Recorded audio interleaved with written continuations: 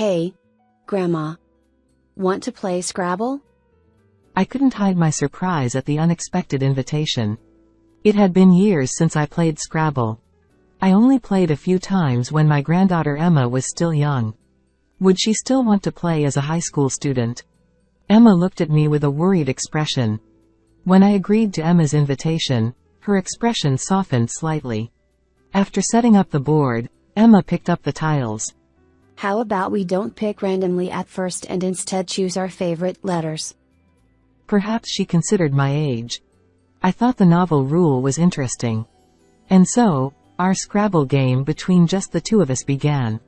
We took turns creating words. When each of us had 4 words, Emma stopped picking tiles. Curious, I looked at Emma's face. Emma stared at the remaining tiles with a serious expression. Then, she pointed to each tile, one by one. As if she were trying to tell me something. S-O-L-D. At first, I didn't understand, but when I noticed Emma looking alternately at the cards and her mother Amy, my blood ran cold. Sold. A few days later, at 5 p.m. My eyes were dazzled by the sparkling signs. It was the place Emma had secretly told me about via email. Sorry, Mom. Looks like I won't be able to make it back there again this year. I sighed at the phone call from my son, John. It was the 6th summer since John and my granddaughter Emma left this house. I wonder how long it's been since I've seen Emma's face.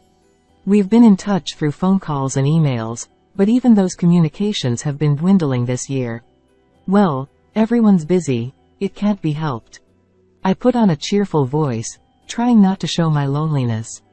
John kept apologizing until the end, then hung up, seeming apologetic. Looking around, the house felt strangely spacious, even though it was the same as always. I felt like my emotions were about to overwhelm me. Before that happened, I stood up and started preparing to go shopping. I'm Nancy, 65 years old. I lost my husband early on, and my only son John lived far away with his family. We used to live together with my son's family. It was John, his wife Sarah, and our granddaughter Emma living together as a family of 4. I must say, our relationship as mother-in-law and daughter-in-law was smooth.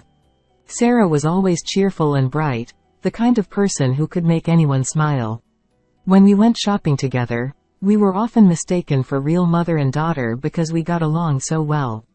If it weren't for that unfortunate accident, we would still be happily living together as a family of 4. To leave this world so easily, leaving behind little Emma at just 3 years old. What a cruel. Our home lost its light after losing Sarah, becoming quiet. But, we couldn't let Emma feel lonely. John and I decided to push our loneliness aside and make sure Emma was happy. A few years later, John suddenly announced that he was getting remarried. He said he was dating someone he met through work, with marriage in mind. Apparently, the woman knew about Emma, but I wondered how Emma felt about it. At the time, Emma was 10 years old. She was old enough to understand that her father was remarrying and that the new woman wouldn't be related to her by blood. Because I prioritized Emma's feelings, I had intended to ask John to give up remarriage if Emma objected. After conveying my feelings clearly, John brought his fiancée, Amy, home.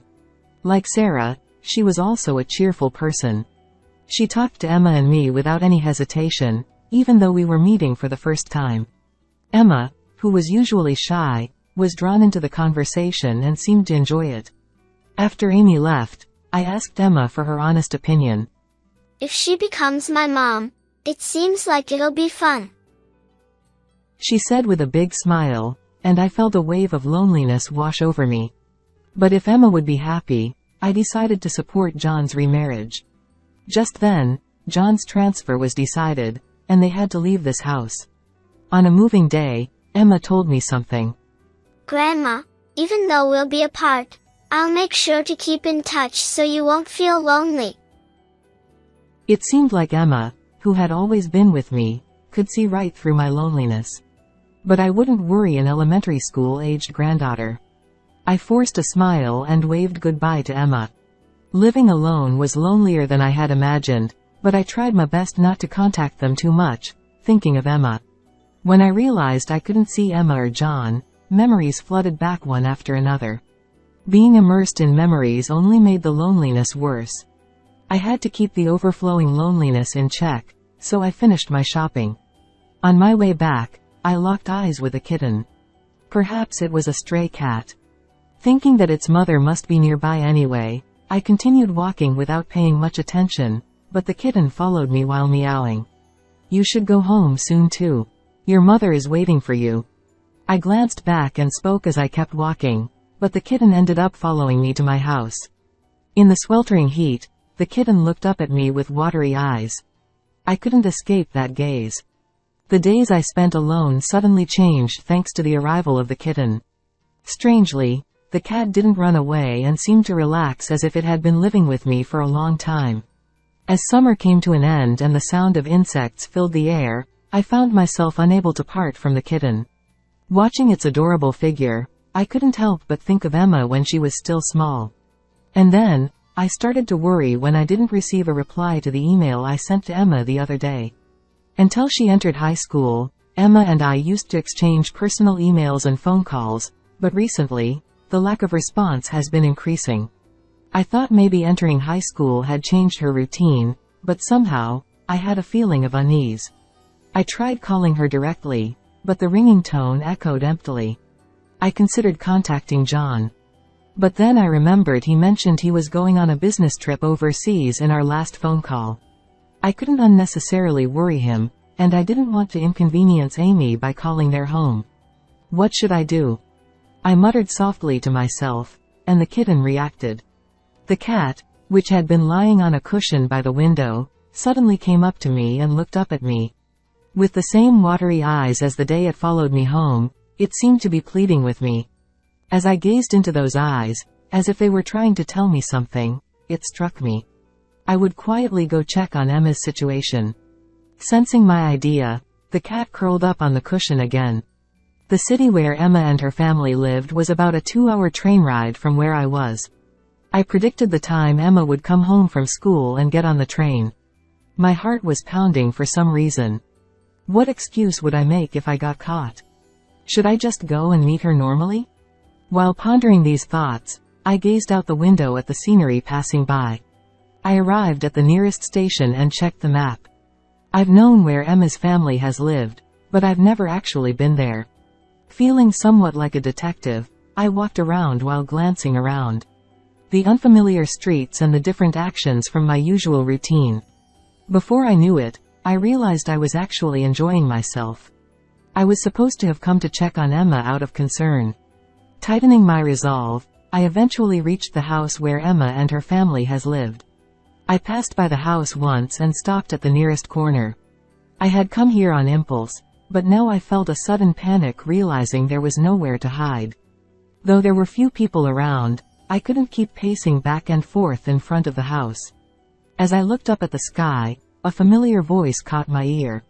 I hid behind the corner of a fence and confirmed the source of the voice. It was Amy. Hurry up, hurry. Amy seemed to be urging a girl to walk with her. The girl followed behind Amy, head down. They walked the same path I had taken. Were they heading to the station? Keeping a distance, I decided to follow them. It had been years since I last saw Emma. In my mind, Emma was still in elementary school. But I was convinced that the girl with Amy was Emma. Her posture, the way her hair felt, bits of her childhood were still visible. So, she's a high school student now. I knew it, but seeing my granddaughter grow up from a child to this, it truly hit home. And I realized just how much time had passed.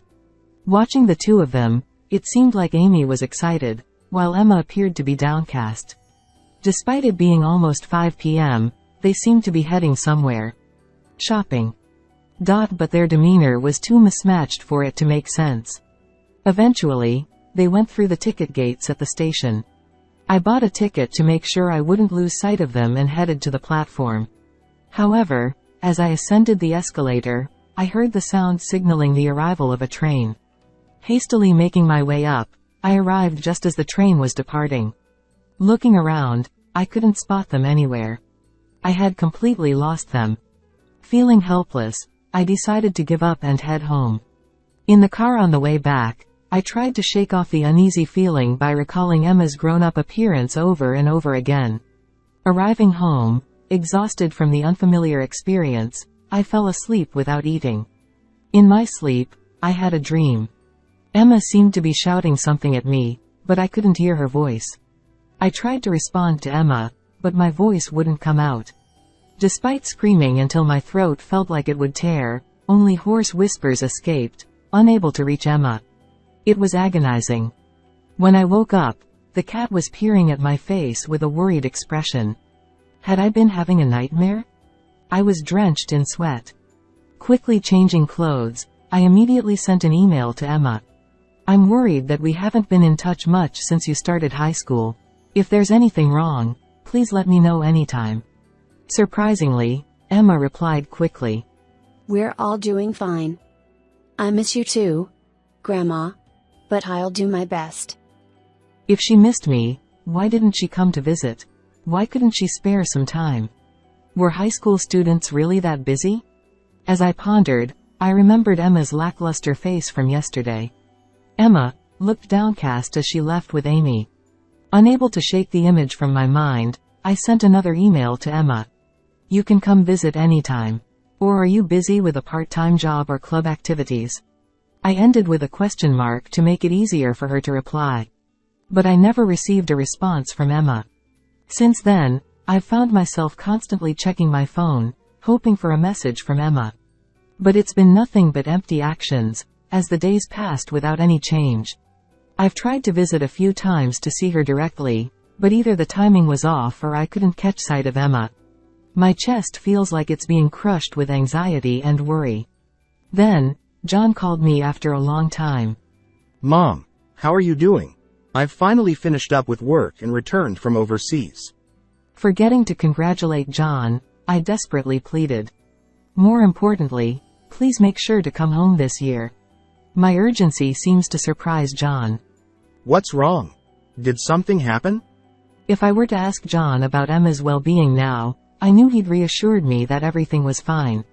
Maybe my unease about Emma's condition was just a misunderstanding on my part. But if I can't talk to Emma directly, this lingering uneasiness in my chest wouldn't go away. I haven't seen everyone's faces for so many years. I'm feeling lonely. I've always kept my loneliness buried deep inside, never showing it to anyone. Lately, having the cat around has helped distract me from that loneliness, but I try to change my tone of voice a bit, making it sound a bit more staged. John has always been straightforward. Perhaps feeling guilty for leaving his aging mother alone, he promised that everyone would come home for Christmas. After hanging up the phone, the cat came over and rubbed against my legs.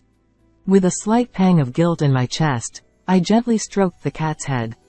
And then Christmas arrived. I waited anxiously for John and his family to come home. The food and drinks were all prepared. And in the evening, John, Emma, and Amy arrived at our house. Nancy, I'm sorry we haven't visited for so long. Amy handed me a box of Christmas sweets.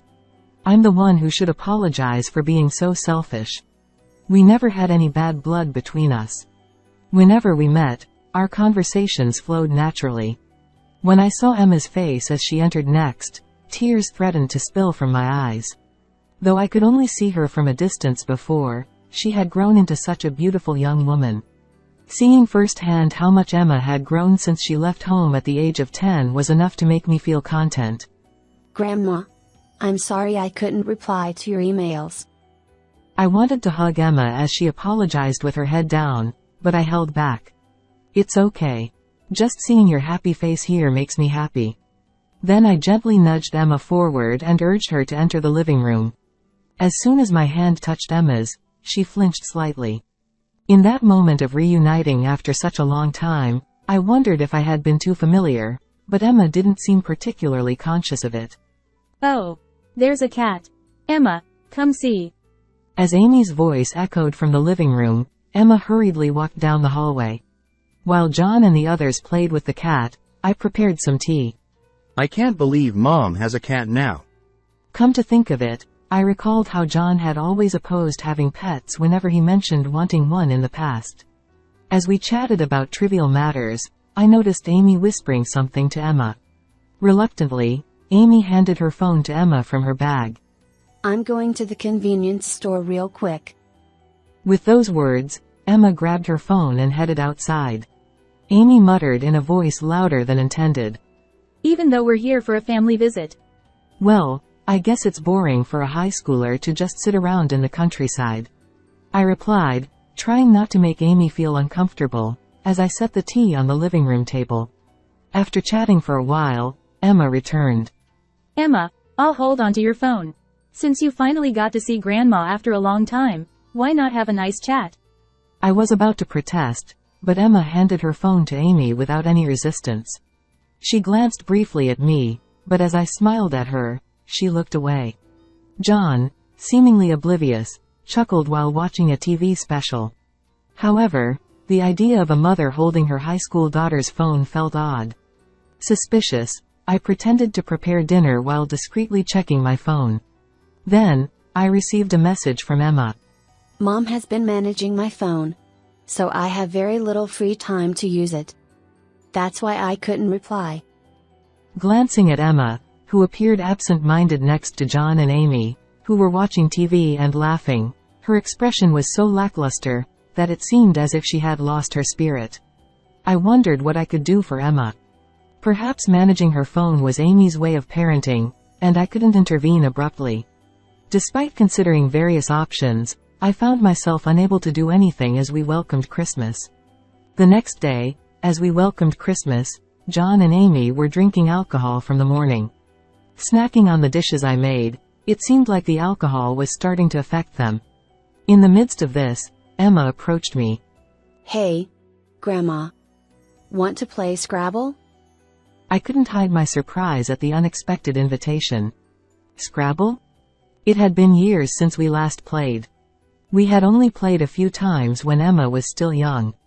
Did she still want to play now that she was in high school? Emma looked at me with a hint of uncertainty. Sure.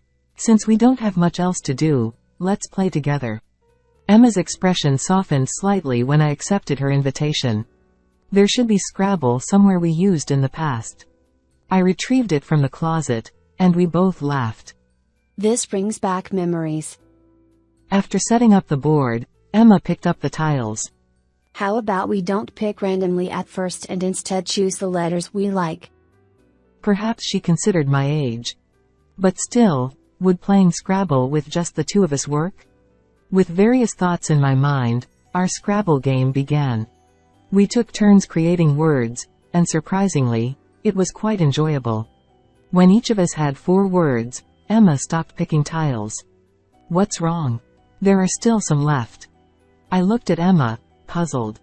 She had a serious expression as she began to arrange the remaining tiles in a straight line.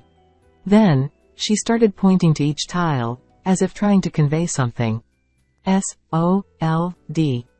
At first, I didn't understand, but when I noticed Emma alternating between looking at the tiles and Amy, my blood ran cold. Sold. Could it be that Emma? No, that couldn't be possible. That could never be allowed. But I couldn't confront Amy based solely on Emma's testimony. I whispered to Emma in a low voice. I'll definitely help you. It might take some time, but just wait for me. Emma nodded firmly, tears welling up in her eyes. A few days later, I lied to John. I told him I needed him to take the day off from work to accompany me to the hospital. Fully believing me, John came to pick me up in his car. All right, let's go. As I walked without getting into John's car, he followed behind me. What's going on, Mom? Where are we going?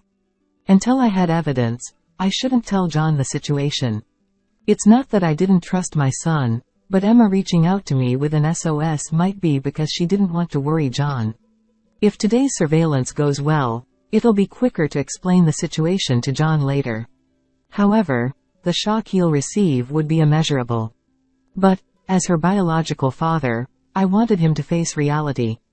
Besides, I couldn't handle anything that might happen alone. No matter what, I'll definitely help Emma.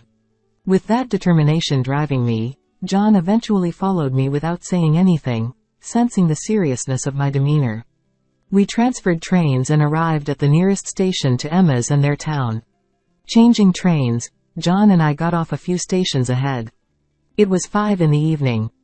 Dazzled by the sparkling signs, we found ourselves in the place Emma had secretly informed us about via email. What business could we have in such a bustling district? John seemed perplexed.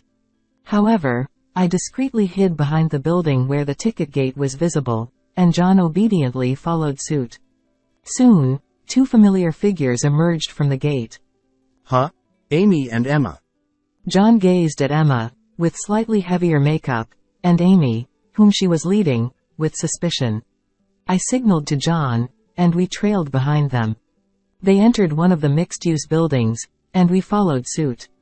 The elevator stopped at the 4th floor. Checking the sign, the store name was written in Japanese. Why would she bring Emma to a bar like this? It seemed doubt towards Amy had begun to sprout in John's mind. I'm going in, John, I said as we stepped into the elevator and pressed the button for the 4th floor. It seemed like the place was a members-only bar, as we were stopped by the man at the entrance. Oh, sorry about that. I feigned confusion and pushed my way into the establishment. Excuse us. Didn't hear that my dad went in here. We'll get him out right away. John, bowing apologetically, followed me, causing the man to fluster at dealing with the doddering act. Good thing he wasn't a tough one. I thought to myself as I scanned the dimly lit interior, noticing a stage in the back. Bathed in the spotlight, young girls in revealing attire struck poses while the male patrons snapped photos of them. What is this place? John muttered as we stood there dumbfounded. Hey, mister. Don't just stand there gawking. Order something or move along. A waiter snapped us out of our trance. The waiter approached, and I was startled. Excuse me. It seems my husband is here. Sorry, she's just a little forgetful. We'll be leaving soon. As we exchanged those words, the lighting and the music in the room changed. When I looked back at the stage, I saw a familiar girl this time. I wondered when she had changed her outfit. Wearing a nurse's uniform with a plunging neckline and a skirt so short that her underwear could be seen, unmistakably, it was Emma.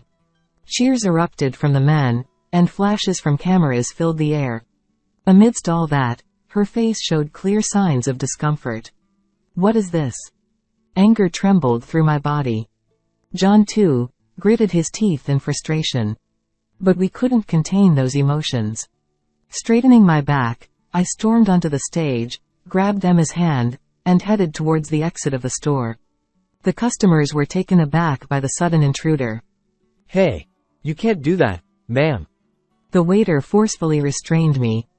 Then John, who had remained silent, spoke up. This is clearly a brothel, but are you employing high school students here? The waiter's demeanor shifted. I work in legal affairs, you see. I have plenty of acquaintances in the police force. John continued. The hand restraining me loosened. This girl is my daughter. You are having fun, aren't you? Should I sue every customer here? John's voice reverberated throughout the store. One by one, male customers began fleeing the establishment. In the midst of this, Amy emerged from the back of the shop. Oh well, it was such a lucrative gig, she said lazily, cigarette dangling from her lips. She sounded indifferent, a stark contrast to her usual lively self. However, I couldn't be deterred by such things. This is no way to treat high school students. I glared at Amy, but she just smirked and chuckled dismissively. It's just a part-time job, isn't it? There wasn't a trace of remorse in her demeanor. Suddenly, Emma, trembling in John's coat and arms, stood up and shouted. It's not just a job. You were taking all the money, weren't you? I never received a single penny. With tears in her eyes, Emma glared at Amy. What's going on, Amy? Placing a hand on Emma's shoulder, John calmly inquired. He seemed unable to believe that his wife could exploit their daughter. His voice sounded like he was seeking some last shred of redemption. But Amy further trampled on John's feelings. Even Emma enjoyed being looked at by men older than you, right? I felt like my head might explode. Just as I was about to lunge at her, John stepped in front of me and declared to Amy, "We're getting a divorce." He then urged Emma and me to leave, and we exited the shop. As we walked away from the store, Amy watched us with a smile, but there was a faint twist to her lips. I made Emma a hot milk with plenty of honey as she returned to my house. Somehow, the cat had curled up next to Emma. With the warmth of the hot milk and the cat, Emma seemed to relax. Thank you, Grandma. Emma, who had been forcing a smile, eventually broke down in tears as if a dam had burst. I hugged her tightly, gently rubbing her back. And so the night grew late. A few days later, John packed up his and Emma's belongings and moved into my house. Surprisingly, despite appearing relaxed at the time, Amy was reluctant to divorce. She repeatedly called our house, saying things like, "I was just tempted by the easy money. I'll change my ways from now on, so please forgive me." appealing to me and John, but she never apologized to Emma. Most likely, she was being manipulated by the owner of that establishment. Neither John nor I paid her any attention. Eventually, through a lawyer acquaintance of John's, their divorce was finalized. It seems Amy had been arranging other girls besides Emma at that brothel. She's facing charges not just from us but also from other girls and their parents for coercion into unsuitable work for high school girls. All of this is what we heard from the lawyer. More than anything else, I'm concerned about Emma's emotional wounds. Though her expressions had become more varied over time, I wondered if she was truly okay. One evening, as usual, Emma came home from school and brought out Scrabble. Just like before, she wanted to play Scrabble together. Perhaps she had something else she wanted to communicate. Once again, we chose her favorite tiles first, and the game began. Then, 7 words were formed. Emma silently lined up the tiles. I followed each tile with my eyes. A, L, R, I, G, H, T. When I looked at Emma's face, there was the same smile as when she was a child. A tear streamed down my cheek. The cat, watching us from nearby, began playing with the leftover tiles. Emma and I laughed together at the cat's antics, surprised but amused. From then on, whenever something happened, we played word games with Scrabble. The cat, now grown, watched over us from a distance.